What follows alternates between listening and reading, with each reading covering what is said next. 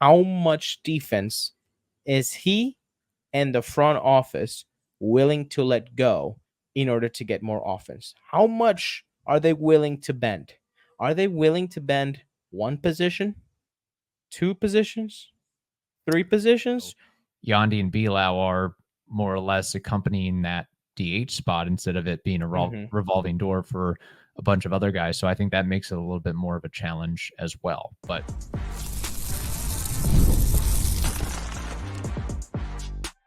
you are Locked On Rays, your daily Tampa Bay Rays podcast, part of the Locked On Podcast Network, your team every day.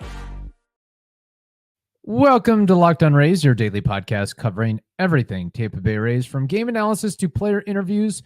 We've got you covered with all the latest news and insights. My name is Kevin Weiss.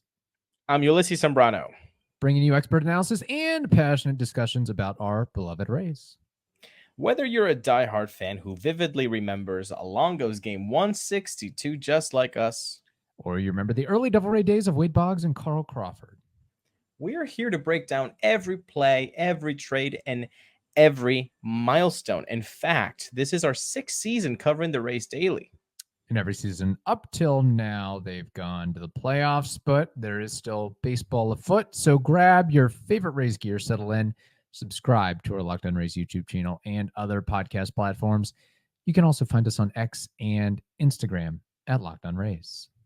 This episode is brought to you by Booking.com. Booking.yeah. The right stay can make you a fan of any city, even your baseball rivals. Book today on Booking.com, the official accommodation partner of Major League Baseball. Get the Booking.com app today. All right, it is a Wednesday, which means it's time for one of our favorite types of episodes, mailbag episode. And we have 2 voice memos plus an email message. So without further ado, let's dive right into it. Hello, Locked On Rays. This is Rhodes, long-time listener. And by long time, I mean 2 years. I think that counts now.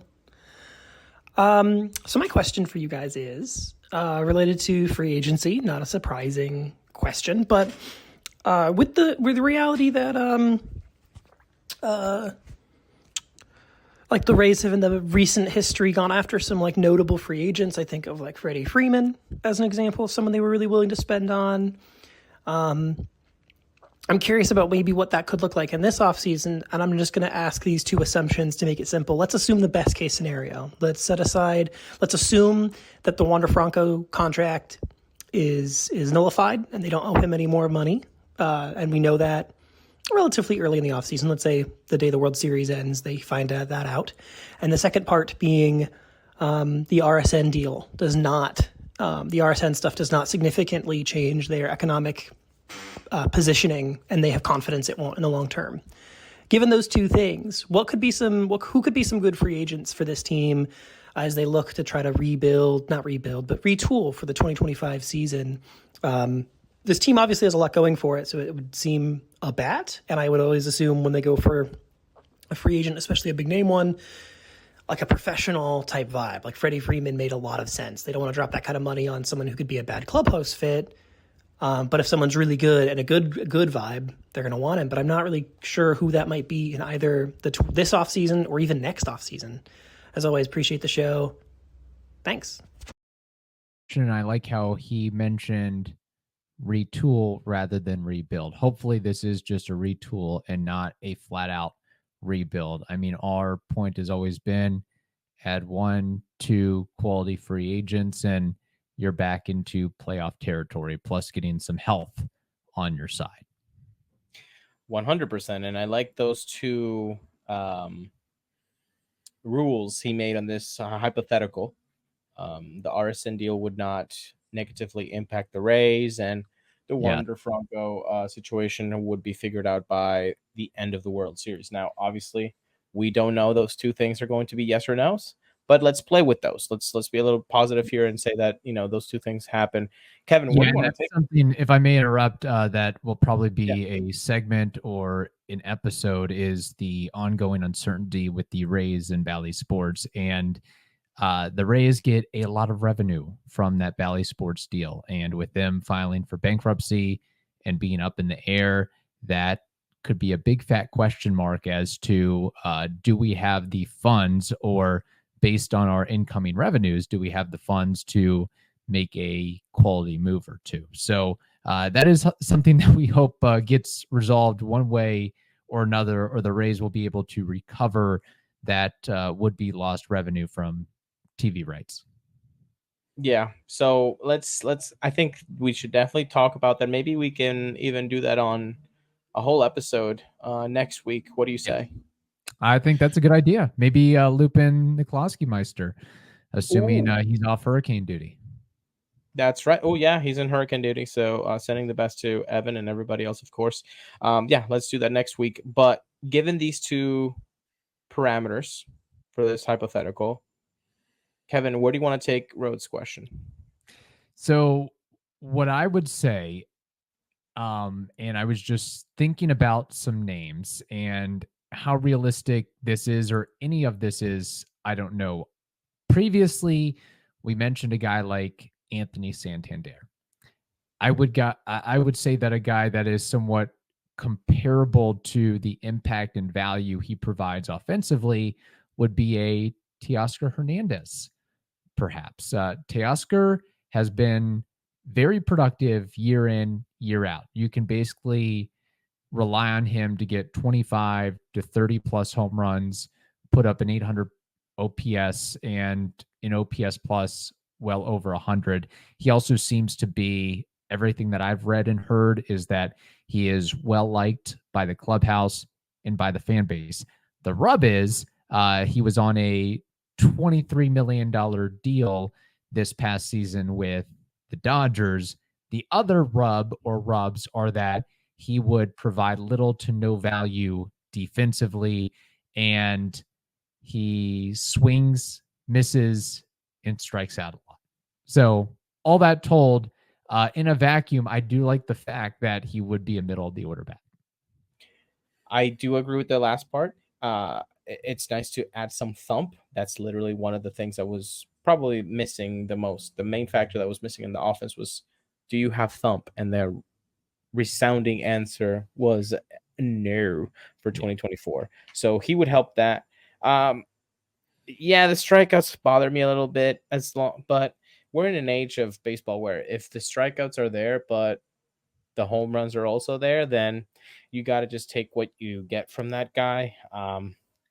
Yeah, and it's not like he's going to be a all or nothing type player like Jose Siri, where he hits his 20 home runs and he's done for the season. At least Yeah. the Oscar will get you a share of doubles, will get you a share of walks, will have a somewhat respectable on base percentage. So he does have that working in his favor. And my favorite thing about Teoscar is he's played in the division before. Yes. He knows what it's like to play in Toronto, Baltimore, New York, Boston, and St. Pete. So I think that's a plus one. Now, the defensive metrics. I mean, again, never trust 100% defensive metrics, people. I Right. think that's a flaw. Um, take them, understand them as best as you can, and then say this could most likely be true, but it's not 100% true because they're not. I mean, Trey Turner literally proved that wrong. Taylor Walls proves that wrong Yeah. year out. Now, having said that, the eye test, and I know people that hate the eye test, go ahead and use your earmuffs on this one, but the eye test is still worth something. And when I Yes. watch football and I watch Teoscar Hernandez field, ew, it's not. There's a reason an ounce above average, he's ranked in the first percentile. I mean, going back to his days with the Blue Jays, we would kind of lament or criticize his defensive capabilities there. But then again, it would be nice to see him hit 410-foot monsters over the Green Monster and other ballparks in the division. So how much? So the question is, it's not can you get those guys. The question is, let's try to get into Eric Neander's head.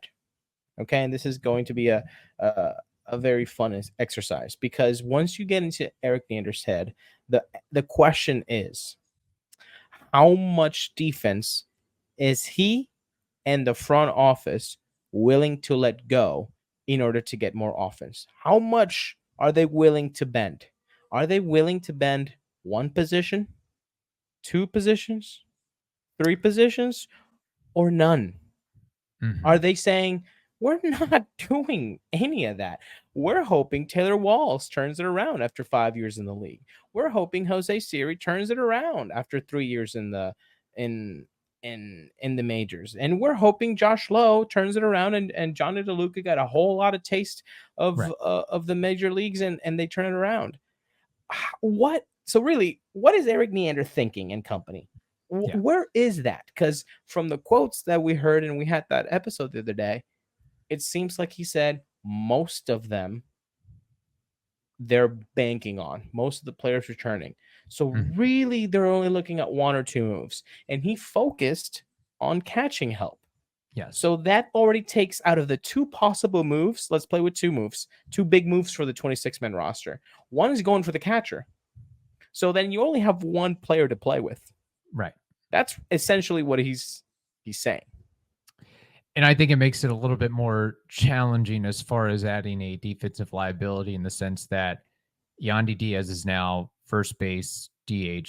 Brandon Lau, in order to keep him healthy and him not getting any younger, maybe playing a lot less second base and also being first base DH. So Yandy and Lau are more or less accompanying that DH spot instead of it being a revolving door for a bunch of other guys. So I think that makes it a little bit more of a challenge as well. But good, fun question there from Rhodes. I believe we have another free agent money-related question as well coming up. But first, we have to tell the audience something important, and that is FanDuel. Hey, NFL fans, you can start the season with a big return on FanDuel. That is America's #1 sports book. So when you get a hunch in the middle of the game, you can check out the latest stats, view live play-by-play, and so much more on the same page where you place your bets. You'll get started with $200 in bonus bets guaranteed when you place your first $5 bet. So good, I'll repeat it again. Get started with $200 in bonus bets guaranteed when you place your first $5 bet. That can be all done at FanDuel.com. Another thing that can be done right quick is game time. Maybe you want to surprise your significant other with comedy tickets or theater tickets or a football game. Kevin, I know you went to an Eagles-Bucks game the other day. Yes. It was pretty fun, I bet, but maybe the household was a little bit tense because it's a divided household there between Bucks and Eagles. So, game time can't do anything about that. But what they can do is provide really good service, is provide really good pricing, is provide seat views that you can get a panoramic view from your bleeping phone. It's amazing, and you're going to love it. And Kevin loves it. So today, download Game Time. Download that app. Stop making getting tickets a difficult thing. Take the guesswork out of it. Download Game Time today. Guess what? Create an account. Use code LOCKEDONMLB for $20 off your first purchase. Terms apply. Create an account. Redeem code LOCKEDONMLB for $20 off. Download Game Time today. Kevin, last question. What time is it? Game time. That's right. All right. Getting to this next mailbag question. Another voice memo from our buddy Jack. Hey, Locked On Rays. It's Locked On superfan Jack Voorhees calling with a voice memo. I've just finished watching Game 3 of the wild card series between the Brewers and the Mets. You guys said you wanted an underdog. Well, how about them Mets? That's going to be fun in the postseason. But that being said, my question is actually about our beloved Rays. Let's just say that you've got Eric Neander's attention, and you said, I'm going to acquire one player who's available. So it has to be a player who's actually available, but money is no object. Imagine that Eric says for this time only, I'm going to open up the purse strings and just spend as if we're the Dodgers. Who would you get? Who would you get if you have the opportunity in this offseason to acquire one available player? I mean, I guess everybody's available if you spend enough money, but let's just say a likely player, a player who's likely to play. You know better than I do who's out there. If you're an Eric Neander, or you have the ability to tell Eric Neander, get this one player so that we can do something in 2025. Who is it? Raise up. Love the show. Always happy to call in. See you later.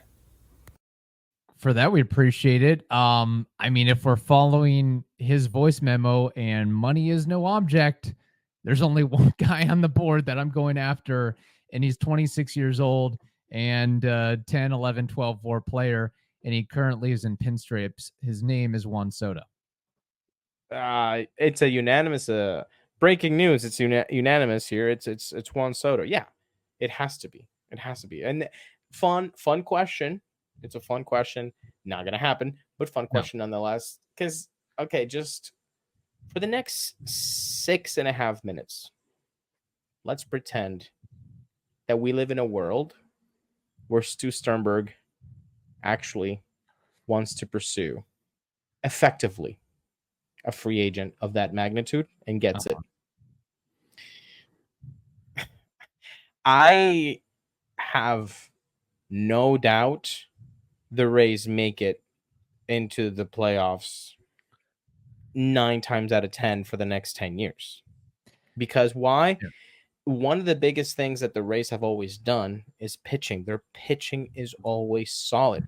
Bullpen and starting rotation, most years than not. So once you have the most difficult thing figured out, which is pitching as an assembling year after year, the hitting has always been the difficult thing. If you have a guy like Juan Soto and you have a guy like Junior Caminero, a Josh Lowe, it makes things very intriguing for the middle of the order to kind of say, okay, what about Carson Williams coming up? What can he do? Xavier Isaac, what can he do? And I'm not even talking about Brandon Lau and Yandy Diaz for 2025. Like let's talk about the future. You know, it would be franchise changing, man. Franchise altering. Whew. Yes, it would be.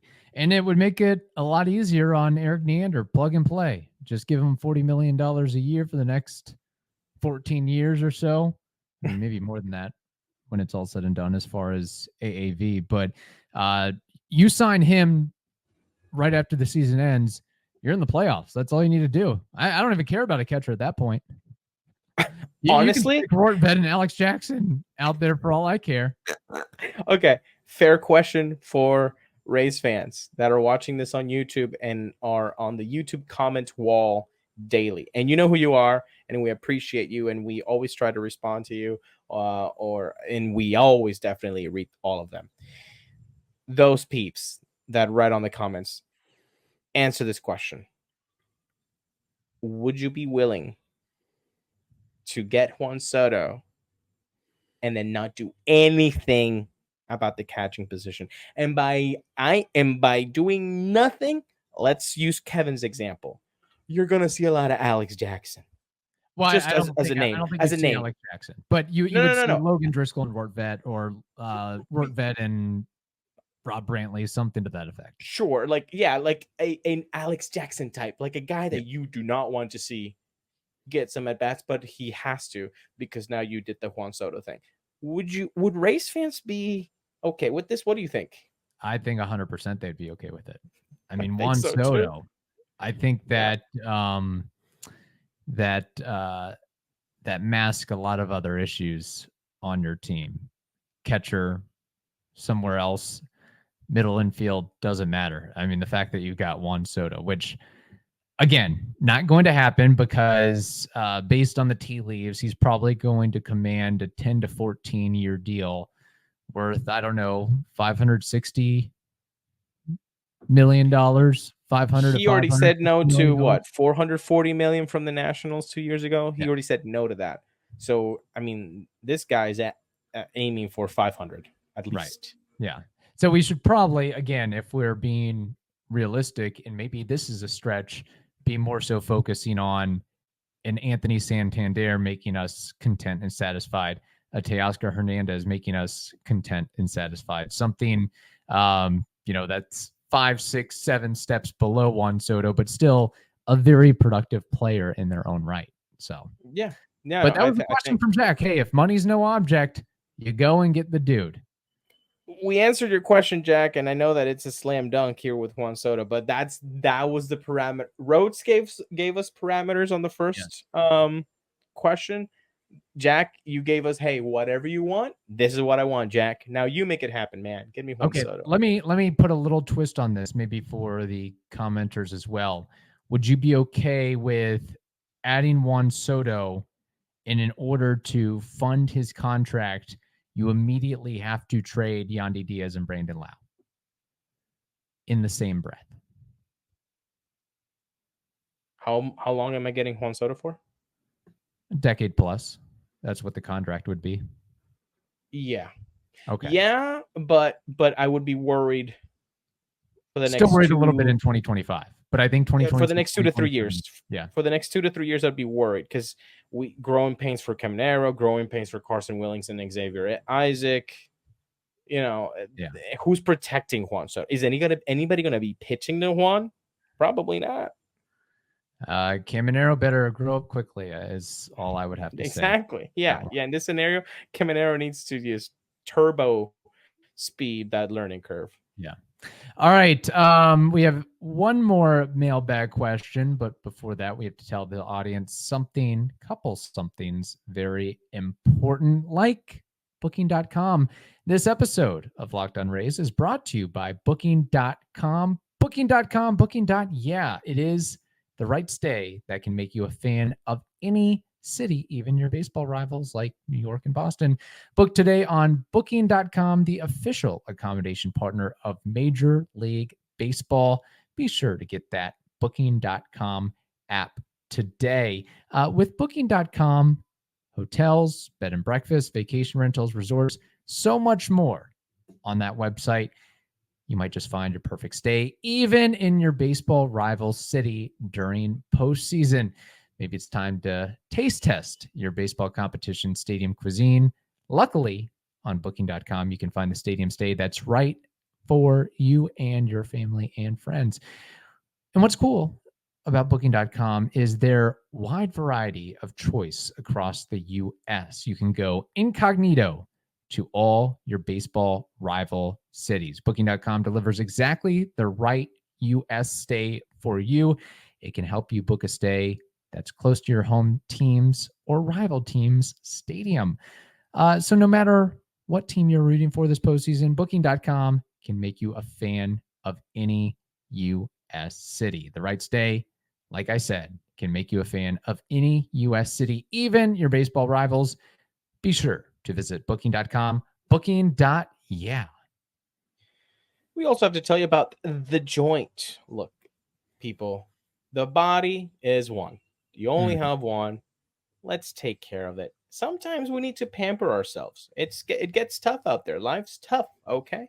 And sometimes you need somebody to just massage those wrinkles out, to crack those bones open. And guess what? It's going to feel good. And at The Joint, you don't need an appointment. You just walk in, say, hey, I need some care. Can you guys provide that? And they're going to be like, yeah, no problem. Same day, no scheduling. Just walk in when it's convenient for you, and they will be more than happy to do that for you. And they keep their prices affordable.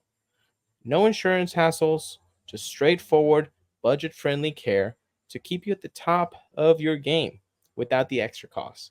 And they've got a wellness plan and packages, so your cost per visit is typically more affordable than an insurance copay. And they also accept HSA and FSA dollars. But here's the deal, because you're listening to Locked On Rays. You can get your first visit for just $19. That's a 1 followed by a 9, and that's it. That's $19. Head over to Buccaneers.com. Check out the contest and promotions section under the fans tab. Download the offer. It is a great deal for great fans just like you. Head to thejoint.com to find your nearest Tampa area location today. All right, getting to this final mailbag question from Dizel.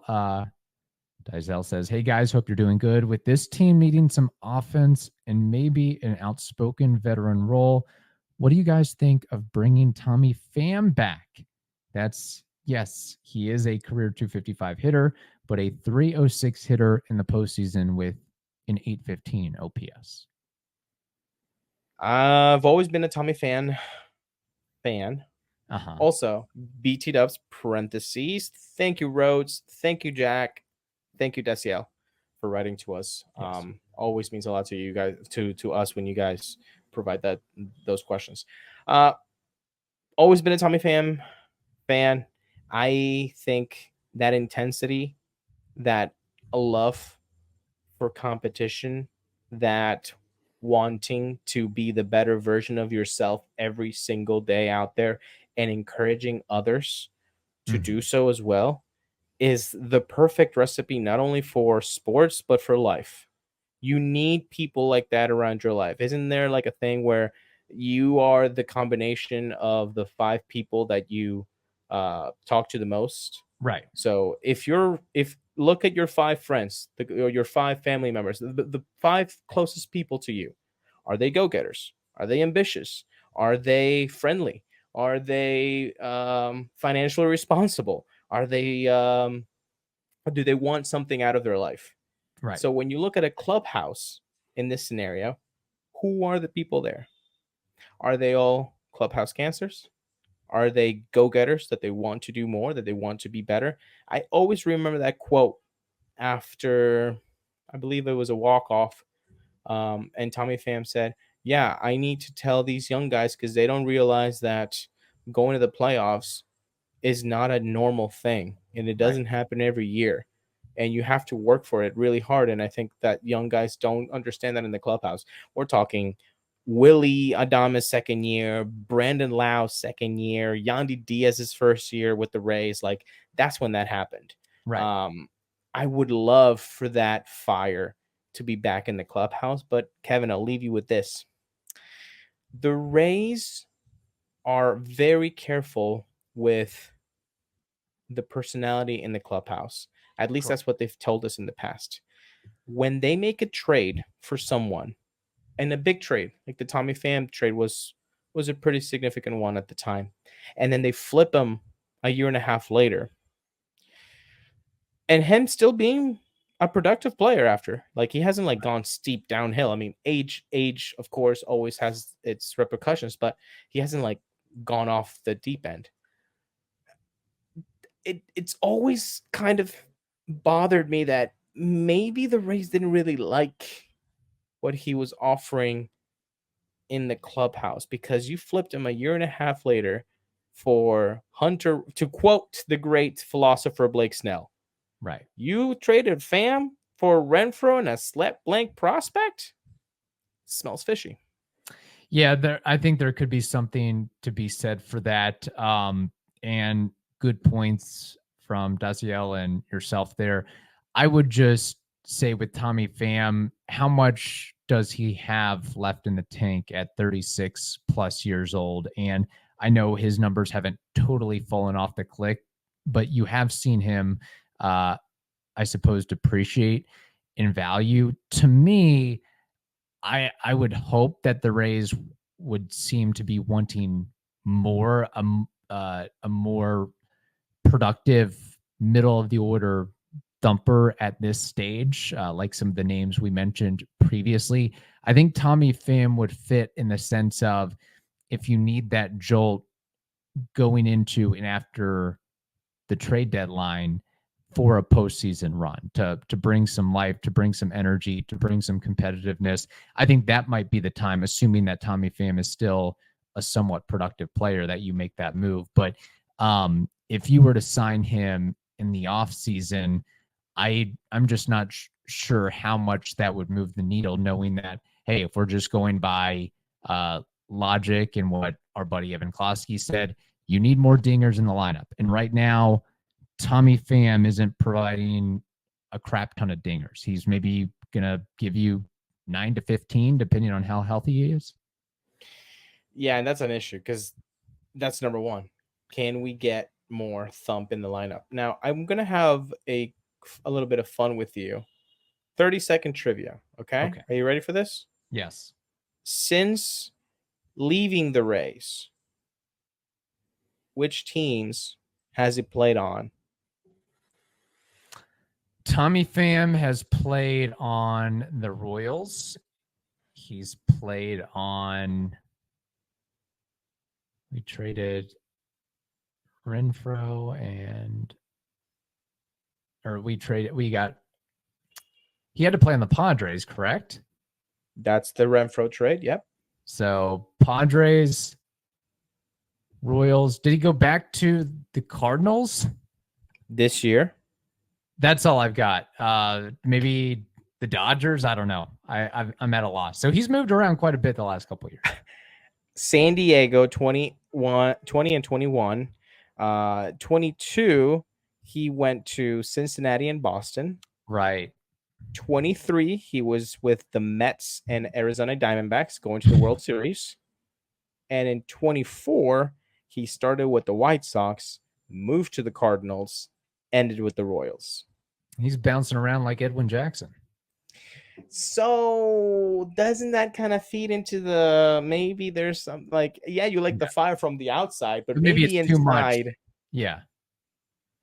It's a little bit too much to handle. Like people are like, dude, why are you here 5 hours before anybody else and like getting on our butts because we're not.